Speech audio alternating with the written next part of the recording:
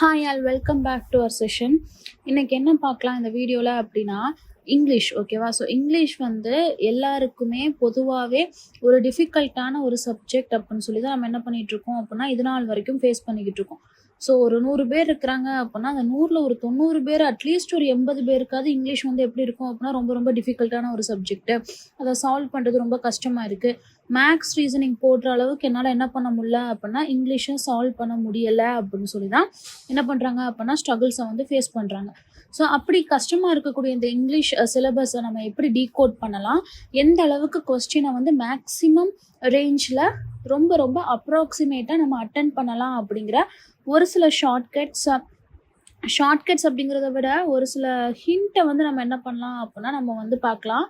அது மட்டும் இல்லாமல் இங்கிலீஷ் வந்து என்னைய கேட்டிங்க அப்படின்னா இது வந்து ரொம்ப ரொம்ப ஒரு ஈஸியான ஒரு subject while compared with maths and reasoning. சரிங்களா? இப்போது ஃபர்ஸ்ட் பார்க்கலாம் ப்ரிலிம்ஸ் அண்ட் மெயின்ஸ். சரிங்களா?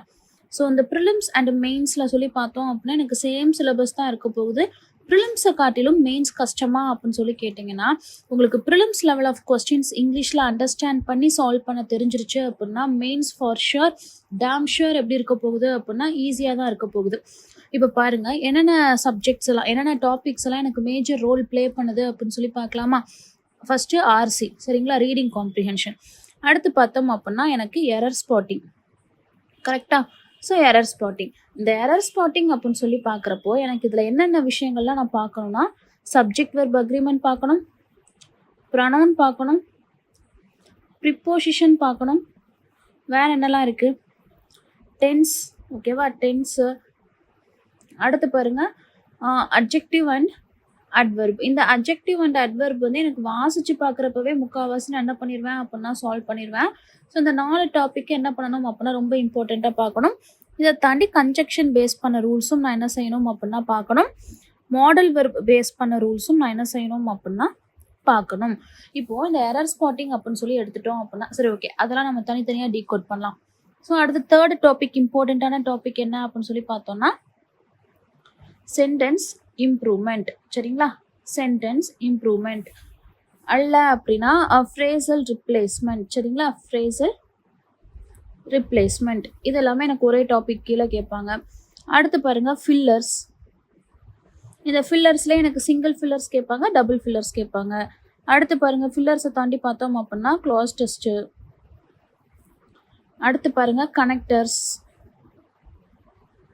சரிங்களா? கனெக்டர்ஸ். அடுத்து என்ன டாபிக்லாம் இருக்குது எனக்கு இந்த கனெக்டர்ஸ்லேயே எனக்கு ஸ்டேட்மெண்ட்டாகவும் கேட்பாங்க, இல்லை அப்படின்னா காலம் பேஸ்டும் என்ன பண்ணுவாங்க அப்படின்னா எனக்கு கேட்பாங்க.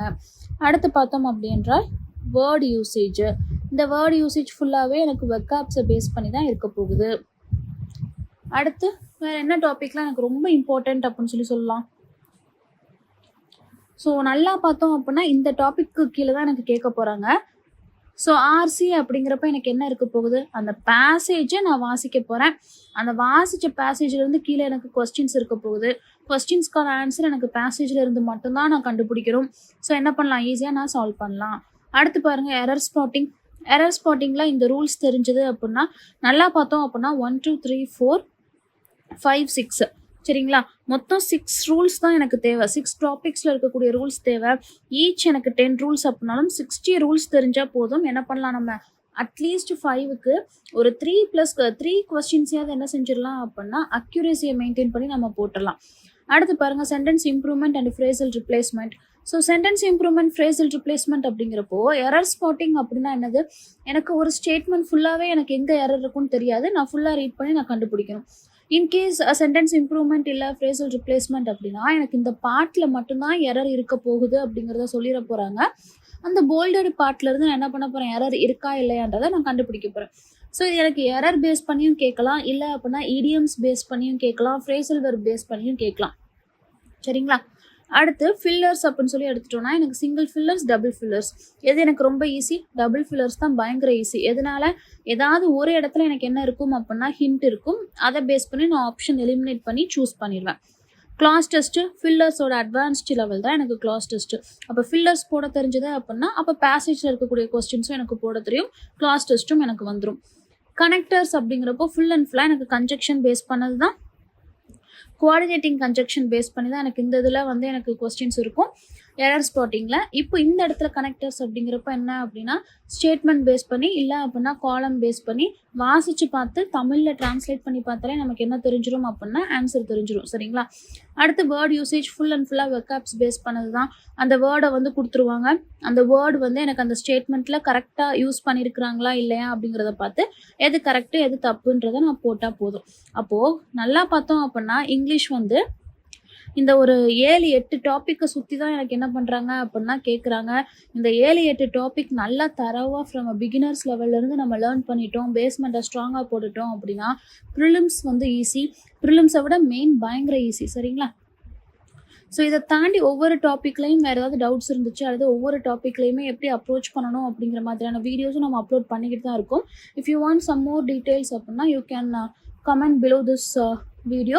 நம்ம அதை பற்றியும் என்ன பண்ணலாம் அப்படின்னா நம்ம பேசலாம். ஓகே? ஸோ இங்கிலீஷை பொறுத்தவரையில் என்ன அப்படின்னா first you should know how to read the question, you should know how to decode it, you should no to translate it இன் தமிழ். ஓகேவா? அதுக்கடுத்து ஃபைனலாக கண்டிப்பாக எனக்கு ஆன்சர் கிடச்சிரும். இந்த தமிழில் டிரான்ஸ்லேட் பண்ணுறதுக்கும் ஆன்சர் கிடைக்கிறதுக்கும் நடுவில் you should know some grammar rules. சரிங்களா? ஒரு சில கிராமர் ரூல்ஸ் மட்டும் தெரிஞ்சால் போதும். ஃபர்ஸ்ட் பாயிண்ட் என்ன அப்படின்னா you should know how to read the question, you should know how to decode it and you should know how to translate it into Tamil. And லாஸ்ட்டாக எனக்கு ஆன்சர் கிடச்சிரும். But அந்த டிரான்ஸ்லேஷனுக்கும் ஆன்சருக்கும் இடையில you should know some grammar rules. நான் சொல்லிட்டேன் some grammar rules தான், not the entire grammar rules. ஓகேவா? எல்லா கிராமர் ரூல்ஸும் தெரிஞ்சு நம்ம ஒன்றும் போய் நாவல் எழுத போகிறது கிடையாது. We are going to attend a simplified banking exam. அதில் இங்கிலீஷ் செக்ஷன் எனக்கு ஒரு குவாலிஃபைங் செக்ஷனாக இருக்குது. அதை நான் கிளியர் பண்ணுறதுக்கு ஒரு டீசெண்டான மார்க் எடுத்து ஸ்கோர் பண்ணுறதுக்கு I should know only some grammar rules. சரிங்களா?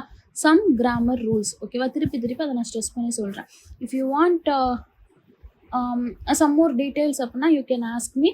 நம்ம நிறையாவே என்ன பண்ணலாம் அப்படின்னா டிஸ்கஸ் பண்ணலாம். Hope the session is useful and thank you for வாட்சிங். சுரேஷ் IAS அகாடமி, வெற்றியின் முகவரி.